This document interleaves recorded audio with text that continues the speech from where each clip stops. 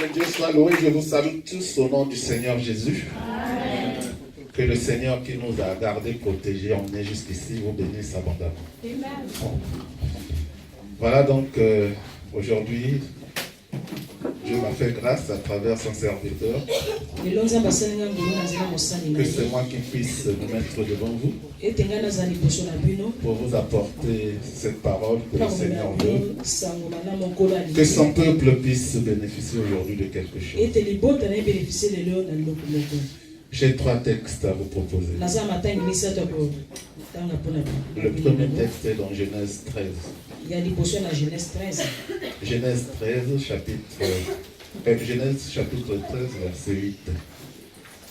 À partir du verset 8 jusqu'au verset 13.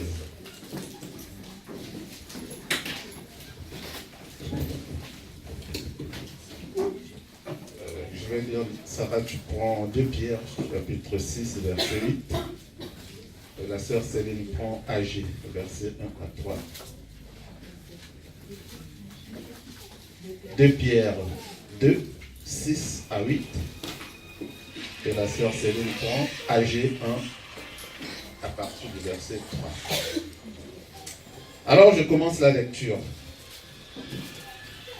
Genèse chapitre 13, verset 8. La Bible dit: Abraham dit à Lot qu'il n'y ait point, je te prie, de dispute entre moi et toi, ni entre mes bergers et tes bergers, car nous sommes frères. Tout le pays n'est-il pas devant toi? Sépare-toi donc de moi. Si tu vas à gauche, j'irai à droite. Si tu vas à droite, j'irai à gauche. Lot leva les yeux et vit toute la plaine du Jourdain, qui était entièrement arrosée avant que l'Éternel eût détruit Sodome et Gomorrhe. C'était jusqu'à Tchoar, comme un jardin de l'Éternel, comme le pays d'Égypte. Amen.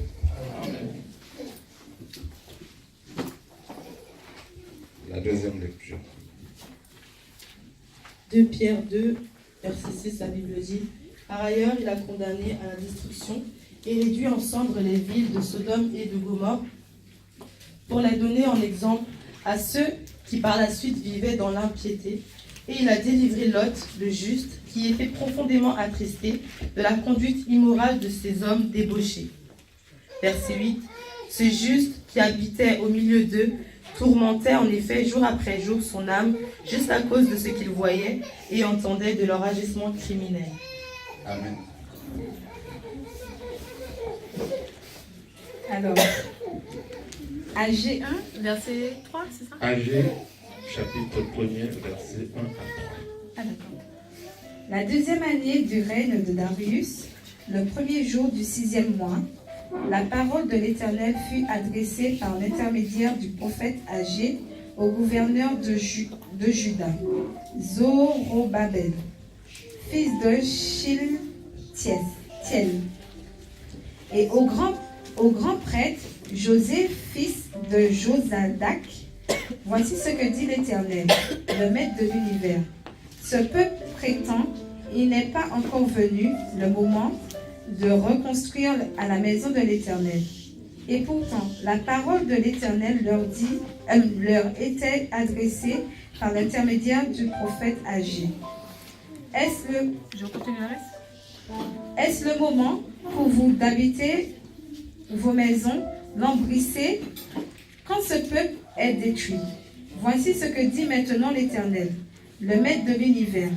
Réfléchissez attentivement à votre conduite. Vous semez beaucoup et vous récoltez peu. Amen. Prions le Seigneur. Éternel Dieu de gloire, je te rends grâce, je te bénis, Seigneur. Merci parce qu'il est écrit que l'homme ne vivra pas que du pain. Il est écrit que l'homme vivra aussi de la parole qui sort de ta bouche. Et c'est cette même parole, Seigneur, que nous avons entendue aujourd'hui. Seigneur, que cette parole puisse demeurer dans nos cœurs. Qu'elle puisse être pour nous le pain pour notre âme. Merci parce que tu sais pourquoi tu nous as donné cette parole aujourd'hui. Que ton nom soit élevé. Je commence à prendre l'autorité contre toute puissance est contraire à ta volonté, contre tout esprit de séduction, contre tout esprit d'agitation dans ces lieux, Seigneur. Que cela soit nous les sans effet au nom de Jésus. Amen. Amen. Nous pouvons nous asseoir. Oui, pour moi. Bien-aimés, Alingami, certainement vous avez dit dans vos cœurs pourquoi le frère prend un texte aussi lointain pour nous. Pourquoi le frère n'a pas pris un texte du Nouveau Testament? Eh bien parce que la Bible commence de Genèse jusqu'à Apocalypse et avec une cohérence que Dieu seul connaît le secret. Il y a à peu près une soixantaine d'évangiles qui ne sont pas liés à la Bible. Mais l'Esprit de Dieu en a retenu 4. Il y a eu beaucoup de discussions concernant les évangiles qui n'ont pas été, qui ne sont pas dans la Bible. Ce qu'on appelle les évangiles apocryphes. Mais c'est l'Esprit de Dieu qui a décidé, à travers Irénée, qui était lui-même un disciple de Boniface, et Boniface qui était le disciple de Paul. C'est pour cela l'Esprit de Dieu avait conduit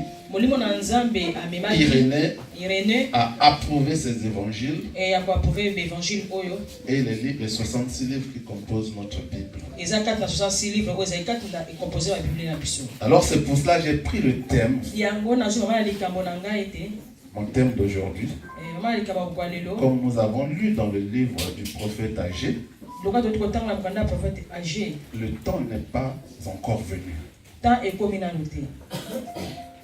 C'est ce que pensait le peuple d'Israël. Il pensait que le temps n'était pas encore venu. Mais ça, c'est la pensée de l'homme. La pensée de l'homme diffère de celle de Dieu. Là, nous sommes dans un chapitre que nous avons commencé dans Genèse chapitre 2. Non, Genèse chapitre 13, verset 2. Et Genèse chapitre 13, verset 2. Il est dit. Donc dans certaines Bibles, c'est écrit la séparation entre Lot et Abraham. Lot est le neveu d'Abraham. Térak avait 3 fils. Nachor, Abraham, Aaron. Donc Aaron avec H. C'est moi qui prononce mal. Aaron avec H donc. C'est lui qui est le père de Lot. Après avoir eu Lot comme fils, Aaron était mort. Donc Lot est resté avec Abraham, Térak et son oncle Nachor. Ils ont habité dans la même maison. Dans la maison de Térak. Donc Lot vivait chez son grand-père. Abraham chez son père. Non, Abraham habitait chez son père. Et Nachor habitait aussi chez son père. Quand vous lisez la parole de Dieu, vous voyez que à partir du verset du chapitre 12, vers la fin, la Bible dit que Térak va prendre Abraham et sa femme Sarai. Pe mwana na ye Sarai. Et en plus, il va prendre Lot. Et pe lokola kozwa Lot. Ils vont quitter Ur Bakolongwa na mboka Ur. pour aller à Charon. Pona okena Sharon. Ils vont habiter toute la communauté ensemble Bango nyonso bakozala na lisanga. dans la maison de Térak. Na ndako ya Terak. C'est alors que l'histoire que nous connaissons très bien, Wana lisolo ko toyebi malamu penza. que Abraham va faire la rencontre avec Dieu. Et Abraham akokuta na Nzambe. Et Dieu va faire à Abraham cet appel que nous savons. Nzambe akobenga Abraham lokola ndenge toyebi. Quand Dieu dit à Abraham, va-t'en de la maison de ton père Tangu Nzambe alobala Abraham bima na ndako tata na yo. vers un pays que je te montrerai. Na mboka onga na kolakisa yo. C'est Abraham qui a l'appel. Abraham ndio azwaki ebengi ya misa. Mais Abraham Kasi Abraham va non pas seulement sortir de la ville où il a toutes ses richesses, akobimaka te na mboka oyo azalaki na bozwi nyonso. où il a des connaissances, Esika yebanaki peut-être même des amis. ta mosusu na balingami Il va obéir à la parole de Dieu. akotosa maloba na Nzambe. Il va prendre avec lui Akozwa elongo na ye sa femme, évidemment, mwasi na ye et Lot. pe Lot. Ils vont partir Bakokende de Charon kobana Sharon vers Sichem. kino na Shichem.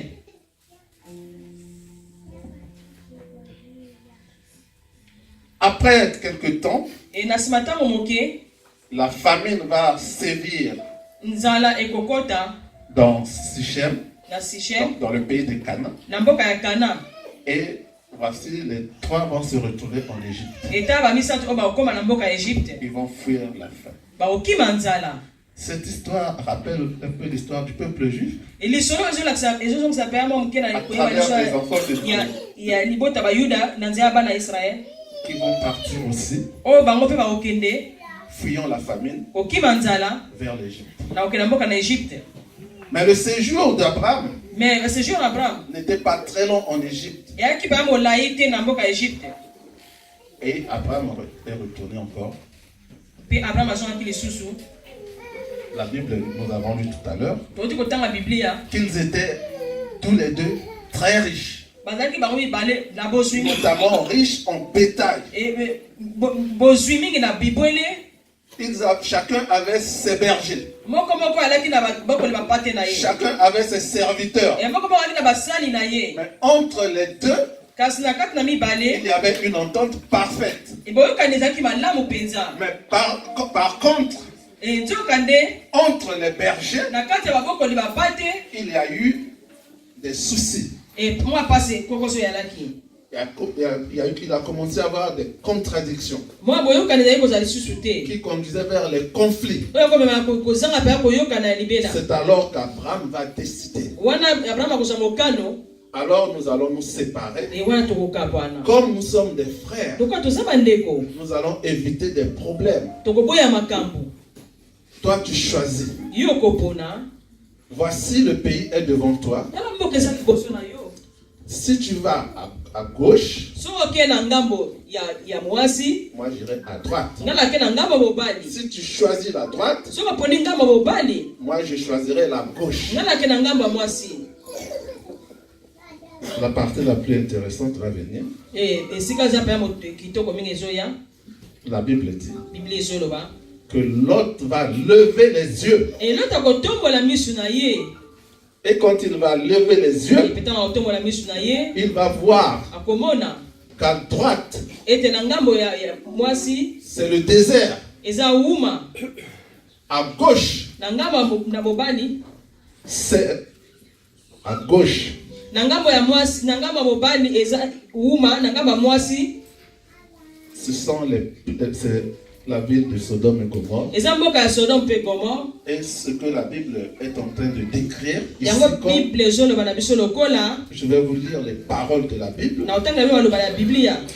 La Bible dit, donc dans Genèse 13, Na mokanda ya Genèse 13 verset 10, verset 10. Lot leva les yeux et vit toute la plaine du Jourdain qui était entièrement arrosée. c'était jusqu'à Tchoar, comme un jardin de l'Éternel, comme le pays d'Égypte. Donc ça veut dire qu'il a vu dans cette direction un terrain très fertile. Quelque chose de beau. Jusqu'à ce que la Bible puisse considérer, jusqu'à ce que la Bible puisse comparer avec le jardin de l'Éternel. Donc comme le jardin d'Éden, c'était quelque chose de magnifique. Et en plus, la Bible poursuit. Comme dans le pays d'Égypte, à cette époque-là, il y avait deux superpuissances, on peut dire, dans la région, l'Égypte et son île, Nil, le fleuve. Et c'est terre très fertile. Et puis Babylone, avec ses villes magnifiques, Sodome et Gomorrhe. Ce qui va interpeller Lot, la beauté du paysage, le développement de ces deux cités, Sodome et Gomorrhe. Bien aimé, je prends Lot et Abraham. Pendant le développement de cette prédication, je vais comparer à deux chrétiens. Abraham, c'est lui qui a l'appel. Donc on peut dire qu'il va évangéliser son neveu pour partir avec lui. Je peux le dire parce que le livre de 2 Pierre que nous avons lu, Pierre l'appelle le juste. Il était juste entre la population de Sodome et Gomorrhe. C'était quelqu'un de juste. Et il va choisir d'aller vers Sodome et Gomorrhe. Abraham va aller poser ses tentes dans le désert pour adorer Dieu en toute liberté et développer son activité toujours dans la présence de Dieu. Alors nous voyons une chose qui nous arrive, nous les chrétiens, quand il faut faire un choix, le plus souvent on le fait par rapport à la beauté que nous voyons. Alors que la Bible nous dit qu'il faut consulter l'Éternel. Et nous voyons bien que Lot ne va pas consulter l'Éternel. Lot va aller vers là où ses yeux voient ce qui brille, ce qui est beau, ce qui est bien. Il refuse d'aller dans le désert. Et il laisse Lot aller dans le désert. Bien aimé, quelquefois nous ne faisons pas attention. Nous voulons prendre le meilleur pour nous et laisser ce qui n'est pas bon pour le prochain. Sans pourtant consulter Dieu. Quand j'ai lu que Lot a levé les yeux, je n'avais pas encore lu la suite. Je me suis réjoui. Je me suis dit, il a levé les yeux vers la montagne. Comme le psaume 121. Je lève mes yeux vers la montagne. D'où me viendra le secours? Le secours vient de l'Éternel. Il a créé les cieux. Mais lui, il lève les yeux et il voit ce que l'homme a fait. Et c'est ça qui le plaît. C'est ça qui l'interpelle. Et il va choisir rapidement aller dans cette région pour aller habiter. Mais c'est quelqu'un que la Bible appelle juste. Il a fait le choix d'un homme. Il a fait le choix que la majorité d'entre nous faisons.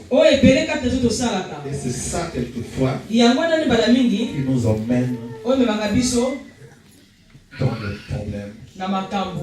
Et parfois même de perdre notre foi. Quelquefois nous faisons des choix. Tu prends une femme parce qu'elle est jolie. Devant toi, tu la trouves très belle. Tu vois un garçon, tu dis c'est mon prince charmant. Tu cours selon les besoins de ton âme, sans consulter l'Éternel. Bien aimé, chaque fois qu'un homme fait un choix de sa propre, de ses propres vie, le plus souvent, on se prend. Mais dans la Bible, il n'y a qu'une seule personne qui a fait un bon choix. Abraham. Voilà le parcours d'Abraham. Abraham est né donc à Ur. J'ai déjà parlé de son père Terach, qui était quelqu'un, on peut dire sculpteur, qui fabriquait des statuettes, des statues pour l'adoration. Donc c'était un peuple qui était dans l'idolâtrie. Et son père y contribuait. Ils vivaient bien. Ils gagnaient bien leur vie. Parce que le peuple n'avait pas de solution. Ne connaissant pas l'Éternel des armées, et ils ont pensé que face aux maladies, face aux problèmes, les statues peuvent apporter des solutions. Il va faire un bon choix entre la richesse que procure ces statues à son père et la paix de son âme. Abraham va décider de détruire les statues de son père. Nous savons un peu la suite de cette histoire. Jusqu'à ce que le souverain sacrificateur le mette en prison. Jusqu'à ce que le souverain sacrificateur mette le feu ardent. Jusqu'à ce que le souverain sacrificateur mette Abraham devant le feu. Il dit, je vais te brûler. Si tu ne dis pas que les statues ont créé le monde et sont à l'origine des résolutions des problèmes que nous avons.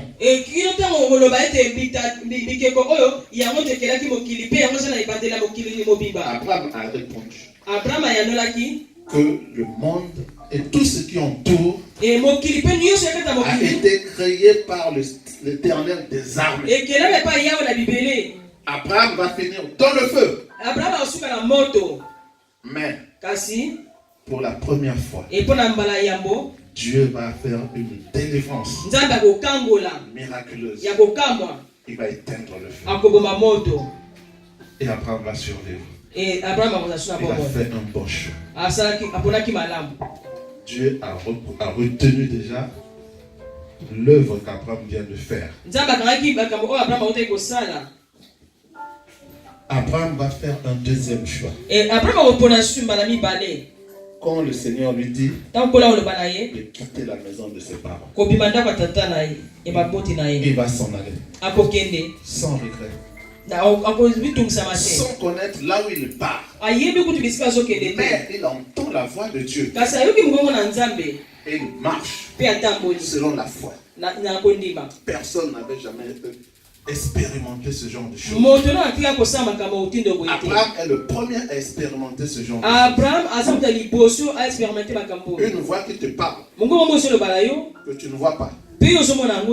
Sors de là. Va vers le pays que je te montre. Il était très riche. Comme la Bible dit. Avec plein de serviteurs. Mais il va tout laisser. Il va partir. Obéir à la voix de Dieu. Abraham va faire encore un choix. Quand Dieu va venir, quand Dieu va lui parler, de lui donner son fils unique, il va donner. Sans réflexion. Il va sortir avec son fils. Aller le livrer. Voici des choix gagnants. Mais Lot, il a vécu à côté d'Abraham. Abraham a dû lui communiquer un peu de sa foi. Mais voici que Lot, devant le choix, il ne cherche pas à consulter le Seigneur. Comme nous dit dans le psaume 119. Seigneur, montre-moi tes sentiers. Montre-moi ton pensée. Donne-moi ta sagesse. Donne-moi ton esprit pour que je puisse marcher. Mais non.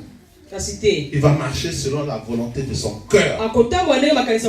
C'est selon les besoins que lui-même a. J'ai le bétail.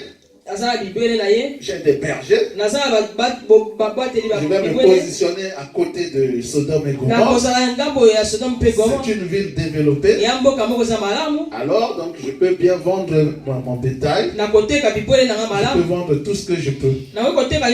Il va s'approcher de Sodome et Gomorrhe. Mais la Bible dit qu'il va mettre sa tente en face de Sodome et Gomorre. Un bon choix. Parce qu'il n'était pas de secret.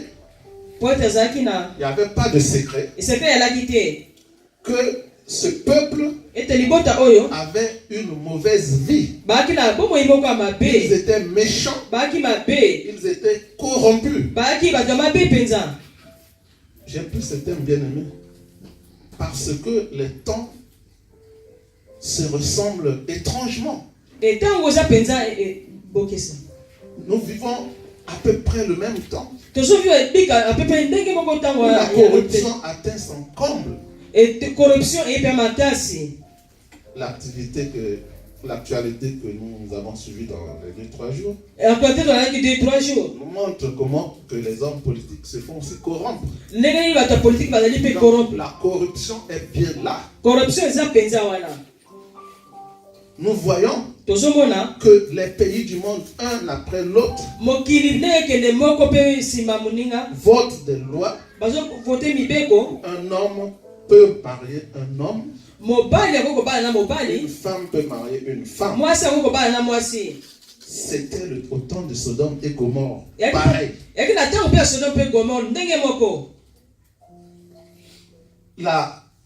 Le péché de Sodome et Gomorre commençait à atteindre des niveaux que le Seigneur ne pouvait plus supporter.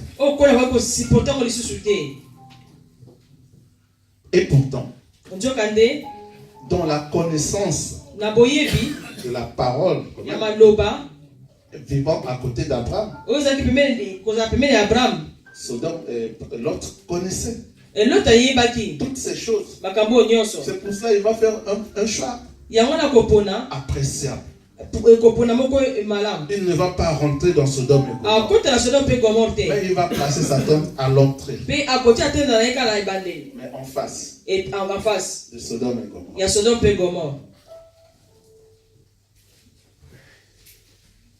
Et pendant ce temps, Sodome et Gomorre continuaient toujours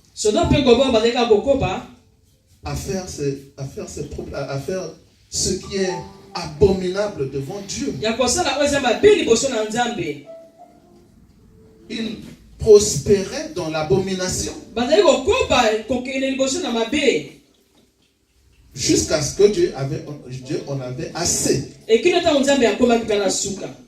Voici que Dieu va envoyer des anges dans Sodome et Gomorrhe. Les anges vont être à la place publique où il n'y a personne. Non, il y avait du monde qui passait.